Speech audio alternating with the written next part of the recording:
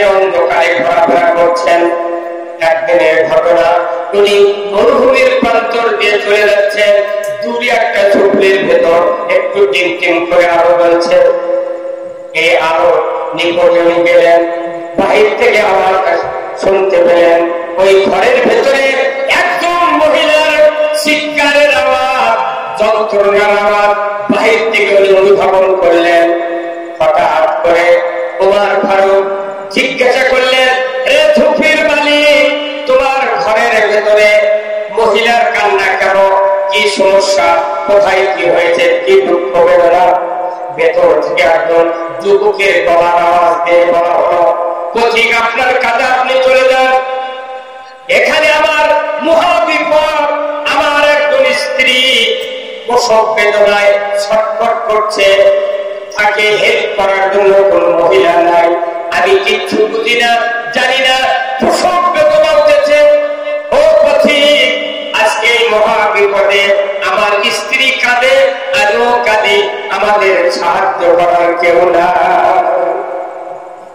ওমর ফারুক গভীর রাত্রিতে শোয়া মাত্রই মুহূর্ত কান্দারি করলেন না, দৌড়ে চলে গেলেন বাসায়।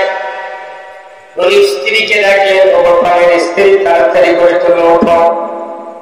স্ত্রী উঠলেন, বললেন, ওমর, আমিরুল মুমিনিন, কি হয়েছে? এত তাড়াহুড়া কেন? কেন উঠতে হবে? কি ঘটনা কি? ওমর ফারুক বললেন, আজকে যদি তুমি জান্নাত কিনতে চাও, আমার সাথে তুমি রাস্তা ধরে মরুভূমির ভেতরে যাও। পরিকন্যা সুবহানাল্লাহ। তুমি জান্নাত কিনো, আমার সাথে রাস্তা ধরো। ভাই আমার, ওনার স্ত্রী বললেন, ঘটনা কি? জান্নাত যদি কিনতে হয়, আপনি কেন কিনলেন না? আমাকে কেন কিনতে বলছেন? ওমর ফারুক বললেন, আমার স্ত্রী যে জান্নাত বিক্রয় হবে আজকে, ওই জান্নাত পুরুষের জন্য নয়, ওই জান্নাত মহিলাদের জন্য। ওমর ফারুক তার স্ত্রীকে বললেন, মরুভূমির ভেতরে, ঝুপড়ির ভেতরে একজন প্রসূতি মা সন্তান প্রসবের জন্য যন্ত্রণায় ছটফট করছে, তাকে হেল্প করার মতো কেউ নাই। তুমি যদি গিয়া ওই প্রসব বেদনার সময় সহযোগিতা করে সন্তান ডেলিভারি করায় দিতে পারো, তাহলে আল্লাহ তাআলা তোমাকে জান্নাত দিয়ে দেবে। পরিকন্যা সুবহানাল্লাহ।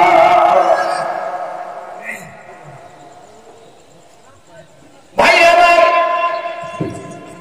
ওমর ফারুক রাদিয়াল্লাহু আনহু বললেন, একটু শুকনা পুরাতন নতুন কাপড় নাও, কিছু খাদ্য খোরাক নাও, আমি একটু জয়তুনের তেল গমের রুটি বানাবো, একটু আটা নেই। নিয়ে দুই স্বামী স্ত্রী চলে যাচ্ছেন।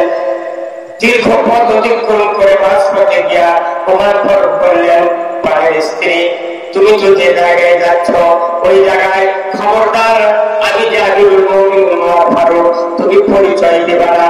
তুমি ওই বেদুইনের ঘরের ভেতরে ঢুকবে, তোমার হাতের স্পর্শে সন্তান ডেলিভারি করে তুমি তাড়াতাড়ি করে বেরিয়ে আসবে। খবরদার, আমার পরিচয় তুমি দেবা না। স্বামী হিসেবে ওমর ফারুক স্ত্রীকে বলে দিলেন। উনি যাওয়ার পরে দরজার অনেক দূরে থেকে তার স্ত্রীকে ভেতরে ঢোকায় দিয়া খেজুর গাছের নিচে উনি দাঁড়িয়ে থাকলেন। আর বেদুইনকে বললেন, ও বেদুইন, তুমি বাড়ির বাহিরে আসো, আর একটা মহিলা গিয়েছে ডেলিভারির কাজে সহযোগিতা করবে।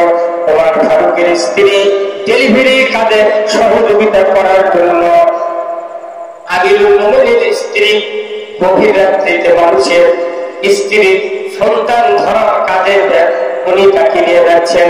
বলুন তো, উনি তো হলেন প্রত্যেকটা পৃথিবীর বাদশাহ। একটা মিম্বর যদি ওর বউ কয় দুপুর রাত্রিতে চলো, ও আমার একটা ভোটারের স্ত্রী প্রসব বেদনা হচ্ছে, চলো, ওই মিম্বরের বউ কবি এই মানুষের এই রক্ত লাগার জন্য আমার দেওয়া লাগবে। আর প্রত্যেকটা পৃথিবীর বাচ্চা তার স্ত্রী নিয়ে চলে গেছে মরুভূমির প্রান্তরে।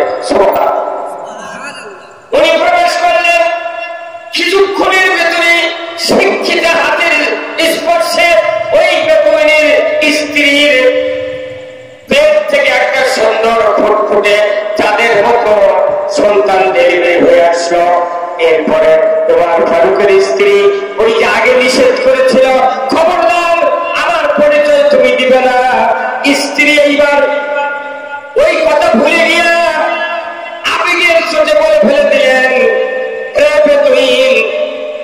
খলিফাকে সংবাদ দাও তোমার স্ত্রীর গর্ভ থেকে একটা পুত্র সন্তান ডেলিভারি করেছে। বলুন সুবহানাল্লাহ।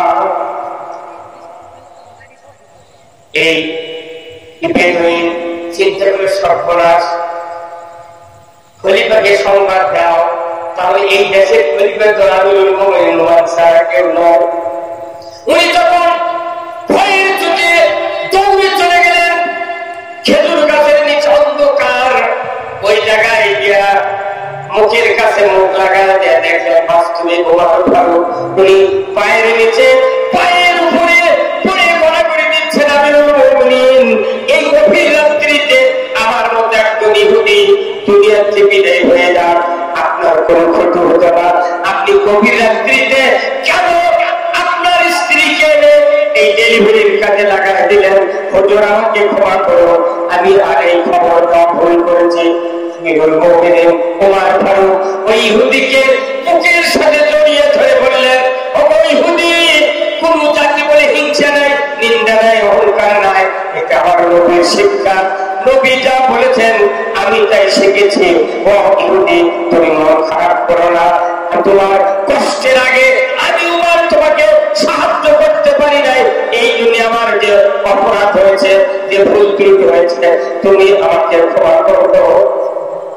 চোখের পানি ছেড়ে দিয়া আমিরুল মুমিনিন ওমর ফারুক যখন এই কথা ইহুদিকে বললেন, ইহুদি চিৎকার দিয়ে বললেন, বুঝতে পেরেছি ইসলাম কারে বলে, দিন কারে বলে, নবীর শিক্ষা কারে বলে। ওমর ফারুক, যাব না পিতা মাতার কাছে বোঝাপড়া করার জন্য, যাব না ভাই ভাইয়ের কাছে পরামর্শ নেওয়ার জন্য, যাব না মা বাবার আত্মীয়র কাছে, যাব না ভাগ ভাগে ফ্যামিলির লোকের কাছে, কোনো পরামর্শ নেব না। ওমর ফারুক তাড়াতাড়ি করে হাতটা বেরিয়ে দেন, আমি বুঝতে পেরেছি ইসলাম কারে বলে, আপনি আমাকে কালেমা পড়ে মুসলমান বানিয়ে নেন। মুসলমান রাষ্ট্র শক্তি খুঁজে পেলাম না, রওজা কোথায়, দুনিয়াতে সব একাকার, কোথায় রসুল, কোথায় মদিনা, আমি তো জানি না। আল্লাহ বললেন, জিবরাইল, আমি বললাম তুমি চলে গেলে, তুমি জানো না আমার কাছ থেকে তুমি কেন শুনলে না? জিবরাইল সালাম বললেন, রব্বুল আলামিন, কোথায় গেলে আমার হাবিবকে পাবো, আপনার হাবিবকে পাবো, একটু বলে দেন। আল্লাহর ফেরেশতাকে আল্লাহ তাআলা বলে দিলেন, এই আশা দিলেন পায়ের নিচ থেকে কানটা লাগিয়ে দিয়ে তুমি দুনিয়াটা ঘোরো, যেখানে গিয়ে তুমি শুনতে পাবে ইয়া হাবিব উম্মতি, ইয়া হাবিব উম্মতি, ওই জায়গায় গিয়ে আমার হাবিবকে সালাম দিবা।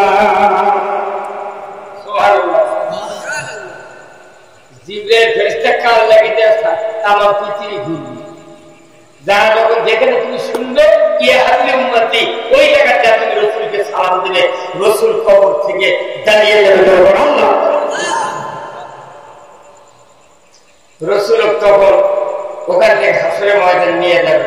রাসূল হাসরের ময়দানে যেই দেখবে জাহান্নামের দরজা,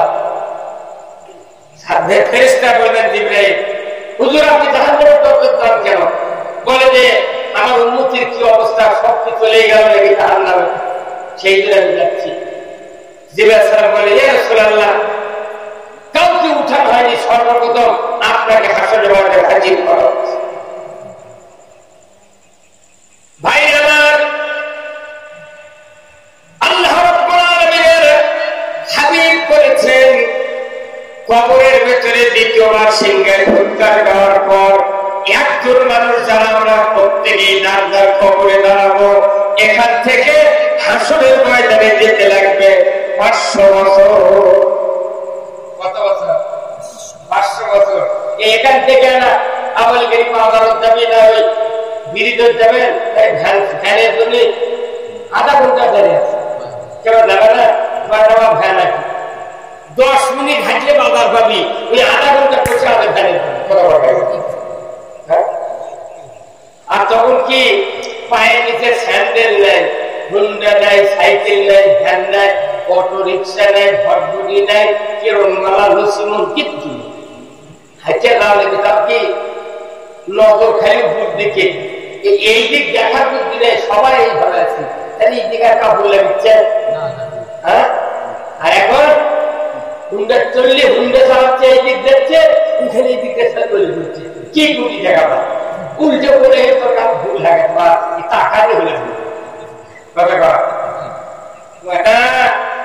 এই দিন অপেক্ষা করছে 500 বছর লাগবে আসলে মাঠের হাজির হতে। এই দুই একটা মানুষ, সে আদম থেকে শুরু করে কত মানুষ পৃথিবীতে আসলো গেল, এই মানুষগুলো হাসরে ময়দানে যখন হাজির হবে 50,000 বছর দাঁড়িয়ে থাকতে হবে। কত হাজার বছর? 50,000 বছর। তার 50,000 500 কত হলো? 50,500। একজন মানুষের হিসাব দিতে লাগে 500 বছর। তিনি হলেন হযরত ওমর রাদিয়াল্লাহু তাআলা আনহু। যখন আল্লাহু আকবার, সেই মানুষের নাম কি ভাই? কল্পনা কি? হযরত ওমর রাদিয়াল্লাহু তাআলা আনহু। 500 বছর। ওই মানুষটা এইরকম শক্তি ছিল যে মানুষটা রাস্তাতে হেঁটে গেলে শয়তান 40 দিন হাঁটে। সেই মানুষের 500 বছর লাগছে। আর আমার নিয়ম ওই বিষয় দিকে কি ধরতেই নেই। ভাইরা আমার, ধরে নিলাম 500 বছর, 51,000 বছর। এরপরে একজন মানুষকে ফুলসিরাতের গেছে লাগবে 500 বছর, 30,000 বছর লাগবে ফুলসিরাত পার হতে, 500 বছর লাগবে জান্নাতের গেছে, 82,000 বছর পর একজন ইমানদার জান্নাতে যাবে। এই বিশাল এই দিনগুলি কিভাবে আমরা অতিবাহিত করব? এই কষ্টের দুনিয়ার, এই কষ্টের দুনিয়া ছেড়ে আখিরাতের দুনিয়ার যদি চিন্তা আমরা করতাম, দুনিয়ার জীবনটা আমাদের সহজ হয়ে যেত। কি ভাই কথা ঠিক? ওই আখিরাতের কষ্টের কথা আমরা মনে করতাম, দুনিয়ার জীবন সস্তা। তার মানে কি? আল্লাহ রাসূল বলছেন, জিজ্ঞাসা করা হবে ইয়া রাসূলুল্লাহ, দুনিয়ার দিনের তুলনায় আখিরাতের সময় পরিমাণ আপনি বলুন। আল্লাহ তাআলা কোরআনুল কারীমে সূরা বাকারায় নাযিল করে দিয়ে বললেন, রাসূল বলে দেন, আখিরাতে যে দিনগুলি অতিবাহিত করতে হবে দুনিয়ার 50,000 দিনের সমান, আখিরাতে একদিন। দুনিয়ার 50,000 দিন আর আখিরাতে একদিন। জানি আবার 50,000 বছর ধরে থাকা, পায়ের তালে ফুলে যাবে, স্যান্ডেল নেই, বাতা ঘুরতে নেই, পায়ে পায়ে শু নেই, কিচ্ছু নেই, একবারে জীবন শেষ হয়ে যাবে। আল্লাহ তাআলা এই মাঠে হিসাব দিবেন। এখন কিসের হিসাব দিবেন? এই কিসের হিসাব দিবেন? 1 নম্বর হিসাব দিবেন, বান্দা তোমার নামাজের খবর কি? বলুন তো, নামাজ ফরজ করেছেন কে? আল্লাহ। আল্লাহ কোরআনে বলছেন, আকিমুস সালাত ওয়া আতুজ যাকাত ওয়ারকাউ মা'র রাকিন। নামাজ কায়েম করো, যাকাত আদায় করো, আর রুকুকারীদের সাথে রুকু করো। বলুন তো, নামাজ কায়েম বাংলাদেশে কি আছে? সবাই কথা বলেন, আছে? আছে? এই যে সভা সমিতি, বক্তৃতা, তারপরে দেখা যায় বক্তার বেটা জানি না, তাই না? মসজিদের ইমামের বেটা ডবল বানাবার, মোতালির বেটা রিডবল বানাবার, হাজির বেটা বুঝবি যাও।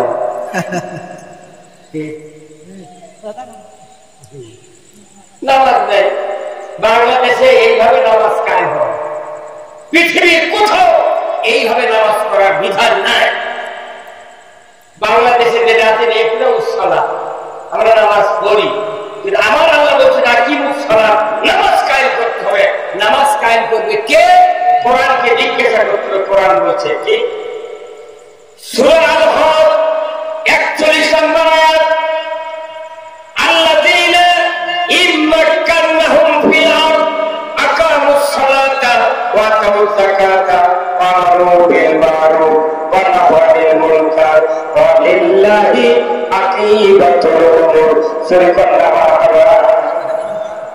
যদি মুসলমান তুমি কোন রাষ্ট্র ক্ষমতায় যাও, প্রধানমন্ত্রী হও, তুমি যদি সরকার হও, প্রেসিডেন্ট হও, ক্ষমতায় যাও, সর্বপ্রথম আগে নামাজের আইন কায়েম করো। সরকার সরকার নামাজ কায়েম করবে। আর এখন এই যে তবলিগ, পীর, মৌলবি, বক্তা নামাজ পড়াবেন, নামাজ পড়ো, নামাজ পড়ো, দেখা যায় নামাজ আরো বেশি না পড়ানো। একটা মসজিদে যদি মানুষ শুক্রবার নামাজ, এটা আগামীকাল শুক্রবার, যে মসজিদে দেখবেন পুরো মসজিদ ভর্তি, শুক্রবারের মসজিদে জামাতে দেখবেন তার ভেতরে 10 লোক 5 ওয়াক্ত নামাজ পড়ানো। আর কোন কোথাও 6 লোক এরা খালি শুক্রবারে পড়ে, কেউ ফজর পড়ে, কেউ মাগরিব পড়ে, কেউ শুক্র পড়ে। কিন্তু 5 ওয়াক্ত নামাজের লোক একটা করে গ্রাম 20 থেকে 21 পাওয়া যায় না। তারই জন্য 50 লাখ 60 লাখ 1 কোটি টাকা জন্য করে পাগল হয়ে গেছে। কথা বলে আপনারা একবার টাইলস লাগাচ্ছে কি 560 টাকা দামের একটা টাইলস লাগে জুমার ইমামের বেতন দেওয়ার টাকা নেই। কইতে হুজুর জুম্মা গায়ে টাকা পড়ে গেছে, তুই এত বড় জুম্মা করতে তোর মানুষ তো মোতাল্লি জুম্মা যায়। কথা বলে ভাই মোতাল্লি যায় না, তো অক্সারা জুম্মা বলে বলেন। কথায় আল্লাহ রাব্বুল আলামিনের হাবিব বলেছেন, মান তারাকা সালাত ফালাইসা মিন্নি, যে ব্যক্তি নামাজ তরক করলো ওই ব্যক্তি আমি নবী আমার উম্মত নয়, দলভুক্ত নয়। বলুন তো বাংলাদেশে বেনামাজি বেশি না নামাজি বেশি? তাহলে বেনামাজি যদি বেশি হয় তাহলে রাসূলের দলভুক্ত লোকের সংখ্যা কম। বেনামাজি বেশি মানে কি? রাসূলের দল থেকে বহিষ্কৃত লোক বেশি। কোন রাজনৈতিক দলের নেতা যদি বহিষ্কার হয়, উনি যদি ভোট দাঁড়ায়, ওই মূল দলের কেউ ভোট দেয় না, কি বহিষ্কার তো ভোট দিয়ে কেউ যারা নামাজ আদায় করে না, এরা নবীর দল থেকে বহিষ্কার। বেনামাজি খালি বাংলাদেশে কুরবানি না দিলে নামাজে লোক হাফেজ কারি মৌলবি মুন্সিরা 4000 টাকা দিয়ে 4 মুড়ে গরু পেল। কি কথা দেখ না,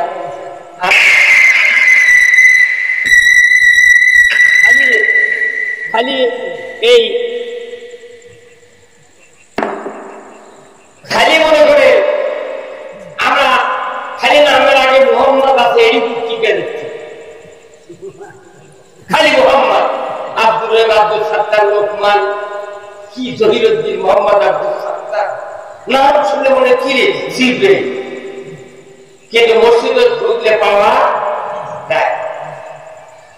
তাহলে নামাজ কায়েম করে না কার বিধান? আল্লাহর বিধান। বাংলাদেশে নামাজই নেই। বাংলাদেশে খালি 2টা কাজ আছে, বলবেন কয়টা? একটা হলো রোজার মধ্যে খালি একসাথে ইফতার, এই ইফতারটা খালি একসাথে আছে। আর 7 বছরের যখন বয়স হয় তখন ওই বেটা খাতনা দেয় না, খাতনা, এই খাতনা আর ইফতার চালু আছে বাংলাদেশে, তাছাড়া কিছু আচ্ছা যদি এই আমার এই মিটার যদি একটা বেটা মেডিকেল অফিসার হয়, ডাক্তার হয়, 1 লাখ টাকা বেতন পায়, বাবার অবস্থা ভালো, বিয়ে দেবী, পাত্রী খুঁজিচ্ছে, পাত্রীর বাপরাও খুঁজিচ্ছে পাত্র, হুট করে দেখা গেল একটা এই মেয়ের ডাক্তার নিখোঁজ পাচ্ছে, ওই মেয়ের বাপ আছে আমার এই গ্রামে খুঁজিচ্ছে, একটা হাফেজের বেটায় মেয়ে ডাক্তার আছে না, বিয়ে দেওয়া যায়। তোর গ্রামের সব মানুষ ওই ক্যারাম বোর্ড খেলে না, 2-4 গুরুত্ব ক্যারাম বোর্ড খেলে, বলতে বলতে দেখো এই গ্রামের মুখের বেটা কিরকম সেই রকম কেবল বিয়ে দেওয়া যায়, বিয়ে দেওয়া যায়, হ্যাঁ সেই রকম চাই না, বিয়ে দেওয়া যায়। শোনার পর ওই বুড়ো একটা মানুষকে বলছে, কেমন আছে, তুমি কি খুঁজিচ্ছ? বলছে যে এই গ্রামের একটা মেয়ে ডাক্তার আছে না, বিয়ে দিবে, আমার একটা মেয়ে বিদেশ পাস করছে, বিয়ে দেবে। তখন ওই বুড়ো করছে যে মুরব্বী তুমি তো বিয়ে দেবেন খুঁজিচ্ছ, ওই জায়গার ভালো বেতন, ভালো চাকরি আছে, ডাক্তার সব থেকে ভালো, কিন্তু ওই জায়গায় খাতনা করে না। কেবল ফকিন্নির বেটি করে বিয়ে করতে পারে, হ্যাঁ, কয়টা আইন মানেনি, একটা আইন মানেনি, সেটা খাতনা। যে আল্লাহ কিয়ামতের দিন 5টা প্রশ্ন করবে। তার 1 নম্বর হলো, বান্দা তুমি নামাজ আদায় করেছো কিনা বলো। আমার বাংলাদেশে নামাজি হওয়ার মতো কোন আইন বাংলাদেশে নাই। ঠিক ভাই আমার, আজকে যদি দেশে রাষ্ট্র শক্তি যদি নামাজের বিধান চালু করার আইন পাস করত, যদি বলা হতো আজ থেকে বাংলাদেশে নামাজ আইনের মাধ্যমে খরচ করা হলো, যে ব্যক্তি 1 ওয়াক্ত নামাজ কাদা করবে ভাত্রা পরিমাণ 70 টাকা, 100 টাকা জরিমানা, 5 ওয়াক্ত নামাজ আর 1 ওয়াক্ত বেতন, এই বেতন দিয়ে 6 ওয়াক্ত। যারা নামাজ কাদা করবে যত হিসাব হয় এই 600 টাকা করে থাকে প্রতিদিন জরিমানা দিতে হবে।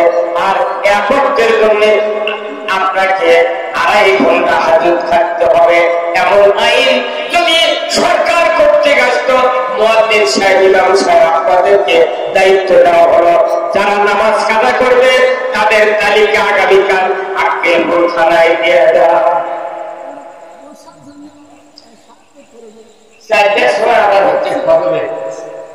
সরকারি আইন করলে 3টার থেকে আমাদের বাপ দাদা আমাদের বউ এরা টাকা নিয়ে শুরু করে বাবু উঠবে, আছে যদি না থাকে তুই তাড়াতাড়ি উঁচু করে মজুর ধরতে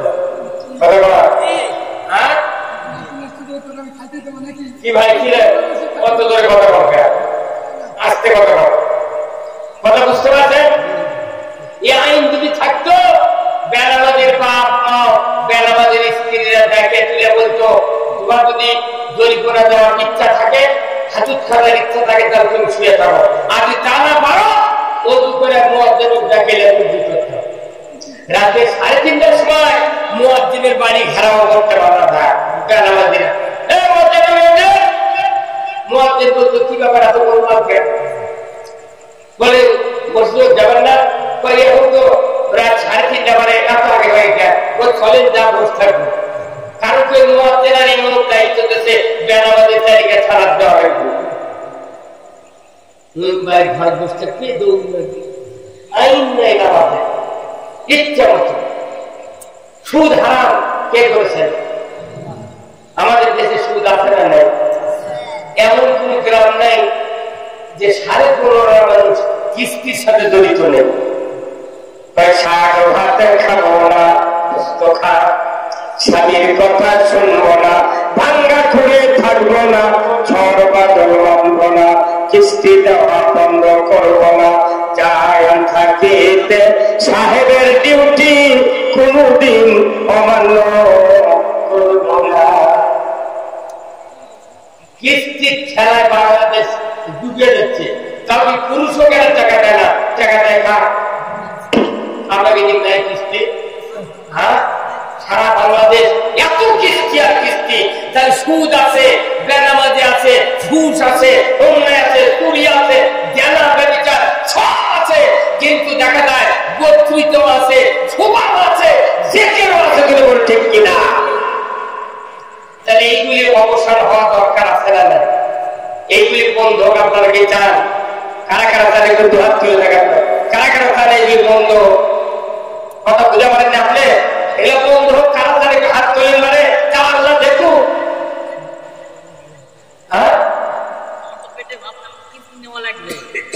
আর সেটারই ব্যবস্থা দেখি মানে আপনার তো এখন আর ভাত নেয়।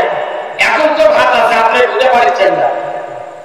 পেটত ভাত নাই, এখন পর্যন্ত পেটত ভাত নাই, যেটা ব্যবস্থা তো করবে রাষ্ট্র শক্তি করে দেখি না।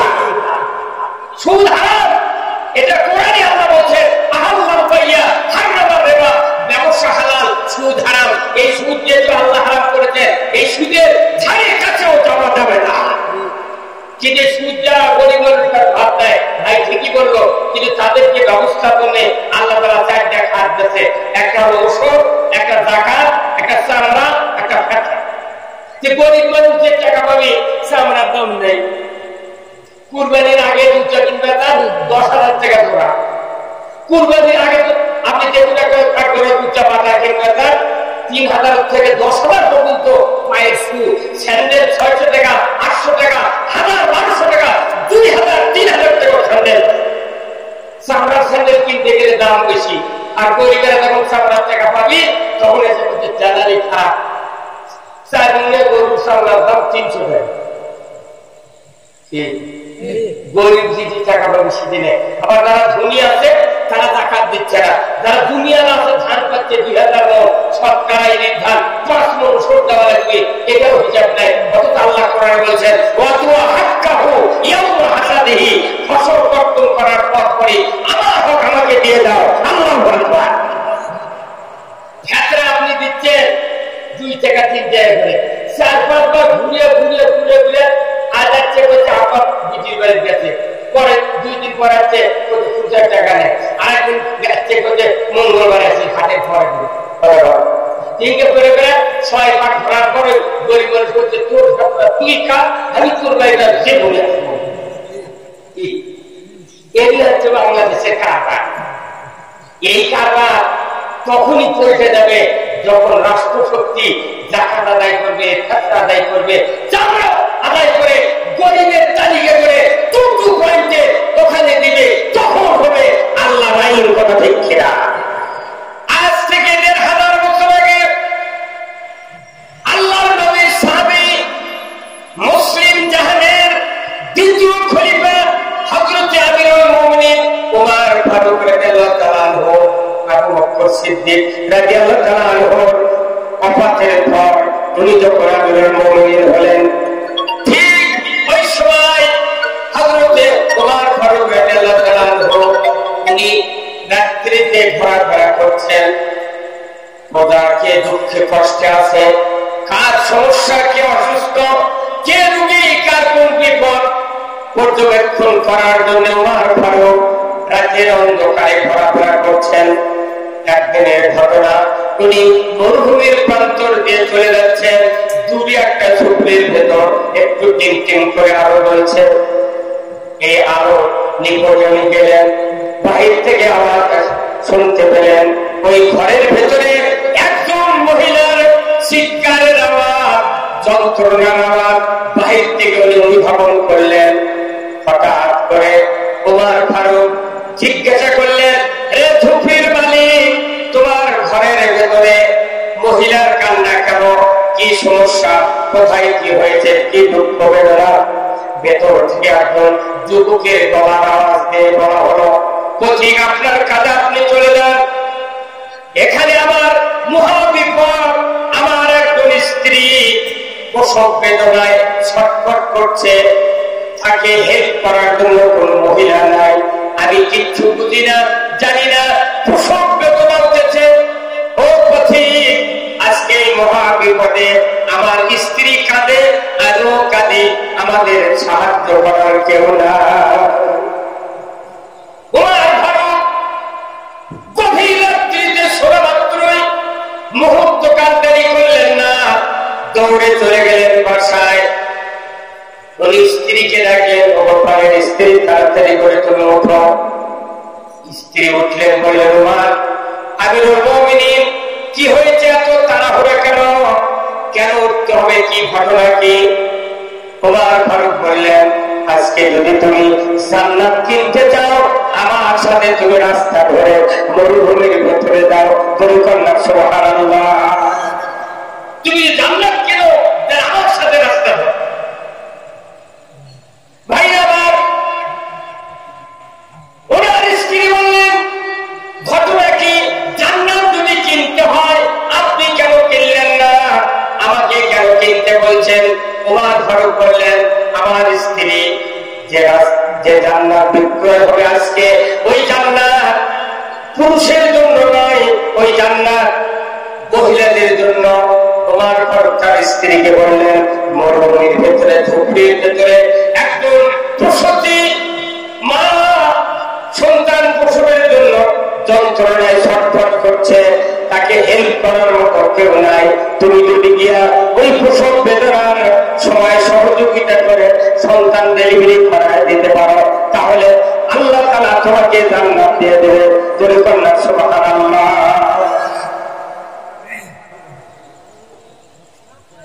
ভাই আমার, ওমর ফারুক রাদিয়াল্লাহু আনহু বললেন, একটু শুকনা পুরাতন নতুন কাপড় নাও, কিছু খাদ্য খোরাক নাও, আমি একটু জয়তুনের তেল গমের রুটি বানানোর জন্য আটা নেই। নিয়ে দুই স্বামী স্ত্রী চলে যাচ্ছেন। দীর্ঘ পথ অতিক্রম করে মাঝপথে গিয়া ওমর ফারুক বললেন, পাড়ের স্ত্রী, তুমি তো যে জায়গায় যাচ্ছ ওই জায়গায় খবরদার, আমি যে আমিরুল মুমিনিন ওমর ফারুক, তুমি পরিচয় দেবা না। তুমি ওই বেতুনের ঘরের ভেতরে ঢুকবে, তোমার হাতের স্পর্শে সন্তান ডেলিভারি করে তুমি তাড়াতাড়ি করে বেরিয়ে আসবে। খবরদার, আমার পরিচয় তুমি দেবে না। স্বামী হিসেবে ওমর ফারুক স্ত্রীকে বলে দিলেন। উনি যাওয়ার পরে দরজার অনেক দূরে থেকে তার স্ত্রীকে ভেতরে ঢোকায় দিয়া খেজুর গাছের নিচে উনি দাঁড়িয়ে থাকলেন। আর বেদুইনকে বললেন, ও বেদুইন, তুমি বাড়ির বাহিরে আসো, আর একটা মহিলা গিয়েছে ডেলিভারির কাজে সহযোগিতা করবে। ওমর ফারুকের স্ত্রী ডেলিভারির কাজে সহযোগিতা করার জন্য আমিরুল মুমিনিনের স্ত্রী গভীর রাত্রিতে মানুষের স্ত্রীর সন্তান ধরার কাজে উনি তাকে নিয়ে যাচ্ছেন। বলুন তো, উনি তো হলেন প্রত্যেকটা পৃথিবীর বাদশা। একটা মিম্বর যদি ওর বউ কয় দুপুরাত্রিতে সব, ও আমার একটা ভোটারের স্ত্রীর প্রসব বেদনা হচ্ছে সব, ওই মিম্বরের বউ কবি এই মানুষের এই রক্ত লাগার জন্য আমার দেওয়া হচ্ছে। আর প্রত্যেকটা পৃথিবীর বাচ্চা তার স্ত্রীকে চলে গেছে মরুভূমির প্রান্তরে। উনি প্রবেশ করলেন, কিছুক্ষণের ভেতরে শিক্ষিত হাতের স্পর্শে ওই বেদুইনের স্ত্রীর পেট থেকে একটা সুন্দর ফুটফুটে চাঁদের মতো সন্তান ডেলিভারি হয়ে আসলো। এরপরে ওমর ফারুকের স্ত্রী ওই যে আগে নিষেধ করেছিল, খবরদার আমার পরিচয় তুমি দিবে না, স্ত্রী এইবার ওই কথা ভুলে গিয়া আবেগের চোটে বলে ফেলে দিলেন,